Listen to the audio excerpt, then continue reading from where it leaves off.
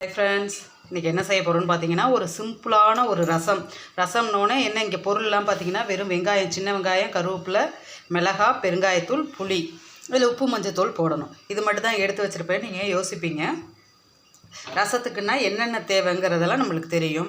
தக்காளி தேவைப்படும், பூண்டு தேவைப்படும், மிளகு ஜீரகம் தேவைப்படும். இந்த மாதிரி பொருளெல்லாம் இருந்தால் தான் ரசம் வைப்போம் அப்படின்னு சொல்லி நம்ம யோசிப்போம்.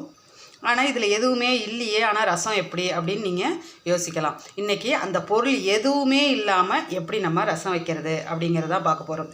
அந்த நம்மளுக்கு ரசத்துக்கு தேவையான எந்த பொருளுமே இல்லைனாலும் சூப்பரான ஒரு ரசம் வைக்கலாம். அது என்ன ரசம்னு பார்த்தீங்கன்னா வெங்காய ரசம். இதுக்கு சின்ன வெங்காயம் நீங்கள் எந்த அளவுக்கு வேணும்னாலும் நறுக்கிக்கலாம். முழுசாக வச்சுருக்கேன். இதை இன்னும் நான் சின்னதாக கட் பண்ணணும். எவ்வளோக்கு எவ்வளோ சின்ன வெங்காயம் நீங்கள் நிறைய போடுறீங்களோ அந்த அளவுக்கு போட்டிங்கன்னா டேஸ்ட் ரொம்ப நல்லாயிருக்கும்.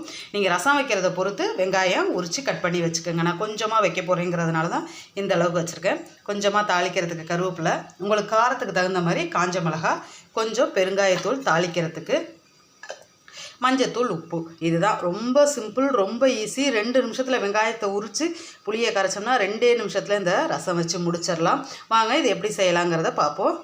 பாருங்கள், பாத்திரம் வச்சுருக்கேன். பாத்திரம் சூடாயிருச்சு.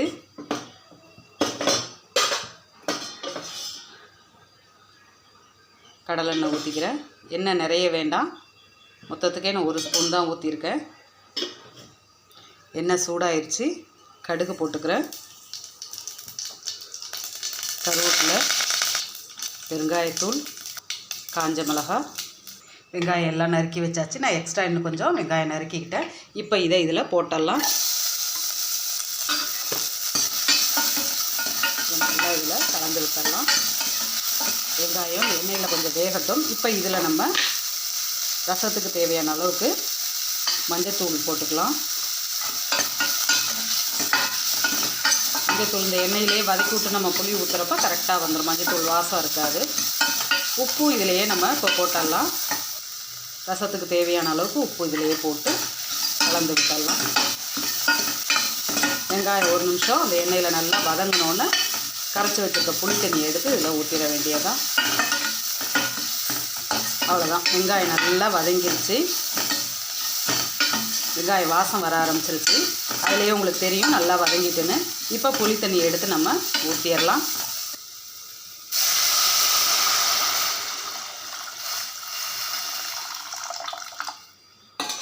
நல்லா இதில் கலந்து விட்டுட்டு, புளி கெட்டியாக இருந்தால் இன்னும் கொஞ்சம் தண்ணி ஊற்றிக்கலாம். நம்ம எக்ஸ்ட்ரா கொஞ்சோண்டு தண்ணி மட்டும் ஊற்றிட்டேன். ஏன்னா புளி ரொம்ப கெட்டியாக இருந்ததுனால. இப்போ திரும்ப உப்பெல்லாம் கரெக்டாக இருக்கான்னு பார்த்துட்டு இது நல்லா கொதிக்கட்டும். அந்த ரசம் மாதிரி நம்ம பொங்கணுன்னு ஆஃப் பண்ணணுன்னு தேவையில்ல, நல்லா கொதிக்கலாம்.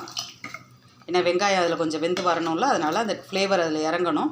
ஒரு கொதி மட்டும் வரட்டும். இப்போ இது நல்லா கொதிக்க ஆரம்பிக்கட்டும். பாருங்க, கொதிக்க ஆரம்பிக்குது.